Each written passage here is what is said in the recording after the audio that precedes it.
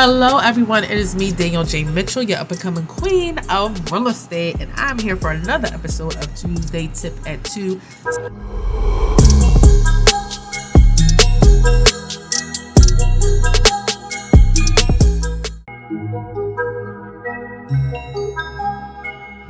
Hello, everyone. It is me, Danielle J. Mitchell, queen of real estate and social media extraordinaire, and I'm here for today's and this week's Tuesday Tip at 2. Today, I'm going to be talking through 10 questions you should ask a realtor when you are looking to work with them on your buying or selling real estate goals. Before I get into that, I need to let you guys know what you need to do if you're interested in buying or selling in or around Philadelphia. You need to go to book.djmrealtyco.com. Again, book.djmrealtyco.com if you're looking to buy NPA, because I'm licensed NPA. The number one question you want to maybe ask your real estate agent that you are interviewing: how long have you been in real estate, or how many years have you been in real estate? It's a great question to ask, especially if you're looking for someone with a little bit more experience. To be honest, what I will say is that any licensed real estate professional is still going to know more than you. So don't just take somebody's newness as a sign that they won't be able to do the job efficiently or effectively. In my personal experience, I remember on my first deal, the person, because they were, and typically you're going to run into doing your first deal with somebody who's familiar with you, whether a family member or a friend. And they know that you are newer, but they also want to work with you, right? They have a goal in mind, but also want to use you. What I had the fortunate benefit of was having a mentor. So anytime it was situations where my client was not sure of the process, I had a mentor that they knew I was connected with that could also vouch for me and really reiterate the same great information that I'm telling as well. So making sure that even if they are newer, do they have somebody that is helping them in their journey of being a real estate agent? Now, if you're like, hey, don't want to deal with any of that at all, that's fine as well. But to ask, hey, how long have you been in real estate? But more importantly, are you continually doing real estate? Which leads me to my second question. Are you part-time or are you full-time? That's really a determining factor, because people who are maybe more part-time, and meaning they're only doing a couple of deals per year, then they may not have had enough experience, even if they have been in real estate for 10 years. If they're only doing, a house or two once in a blue moon, then they may not have had enough experience as far as scenarios to know how to deal with different things that might come up in the home buying or home selling process. So you want to ask those questions to get a good gauge. Again, everything is personal preference. So of course, if you're going to interview a real estate agent, you have to do what's most comfortable to you and what your needs are. All right. And I think the most important thing is being able to, as they call it, vibe with a person, be able to feel like there is a synergy or cohesion and trust with the person that you are using as your expert realtor person. Okay. That leads me into question number 3. Are you familiar with this neighborhood? And this is, of course, whether you're buying or selling. So whether you're trying to move somewhere or you're selling your property, you want to know if that person is familiar with the area. Do they understand it? Do they know it? Do they know that what buyers are going to be drawn to the property if you're listing it? And also, if you are the buyer buying into a neighborhood, you want that person to know some things just to give you a little bit of context in regards to the neighborhood. Question number 4. Do I work directly with you or your team? Now, me personally, I'm definitely a one-on-one person. You're going to work directly with me, but there are plenty of realtors who are on teams or just have multiple different hierarchies within their team. For example, some people may have a virtual assistant, some people may have a transaction manager and or coordinator. So depending on how their business is set up and how they handle the administration of their business, you may run into realtors who are going to kind of move you along the process with different people. For some people, if they have a team, especially if they're attached to a team, they might have somebody who just do the showings with you if you're a buyer, or even a seller. They might have a person who does the open houses for them and things like that. So asking that questions will let you know if you're a person who maybe wants a bit more hands-on, more hands-on realtor. Asking that question may be important to you. There are other people who, again, don't mind it. So it really has to do with personal preference. But the team that they may have, you may be dealing with kind of different people during each step of your home buying or home selling process. Number 5, what is the best way to contact you? Everybody's different. This is a question that I ask my clients, and that's great for you to ask an agent the same question, because some are a bit more accessible via text. Some are better with email. Some are better with phone calls. So it really just depends on that particular agent and the best way that you can get a hold of them.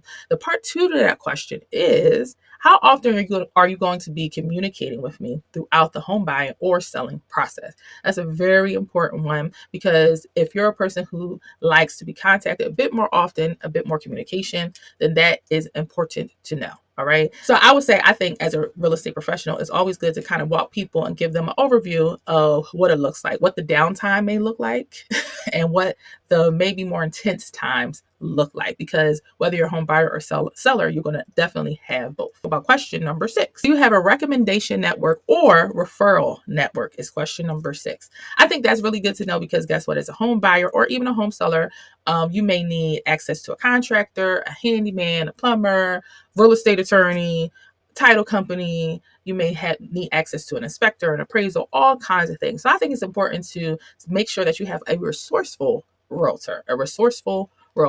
If kind of their response to that is, I don't know, or if you're in the process of home buying or home selling and I don't just know anybody, that's a little bit problematic, right? Because even if I don't personally have that particular resource in my back pocket, I should be connected to enough, I would say, real estate professionals in the business who maybe have connections with other people. So I think it's very important to make sure that your realtor that you work with is resourceful and can point you in the right direction if you need it, right? And so I think I would like to say that realtors oftentimes are kind of bridge connectors in a lot of regards, because again, things come up and you want to make the sell or purchase of a property happen. So you have to have different contacts for different scenarios that might come up in a home buyer or selling process.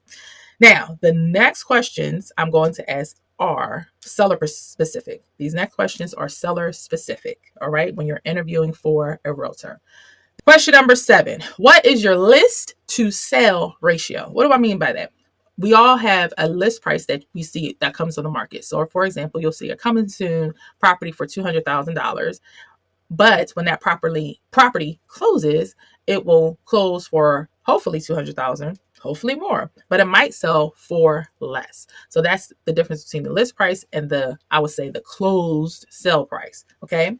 So you want to know that answer is very good, because you want to see if people are getting what hopefully they signed up for. So, but I think that's a twofold thing, because as a realtor and as a seller, we may have different opinions on what a house should go for. Now, me personally, I'm a realtor who plays it a lot more conservative. I would rather be happily and pleasantly surprised and set up my sellers to be happily and pleasantly surprised, rather than feel like you're losing out on something that you technically were never guaranteed in the first place, right?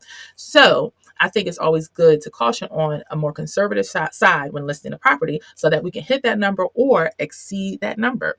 So because of that, I find that I have more satisfied clients, right? But you may run into a situation where you, the seller, may reach for the stars, but you're getting an agent who's reaching for the stars with you. And then you can kind of walk away disappointed because they didn't prepare you and give you realistic expectations. So having a list to sell or close price ratio that's very, very close most of the time, I think shows signs of a very good, accurate, and successful realtor. All right. Question number 8.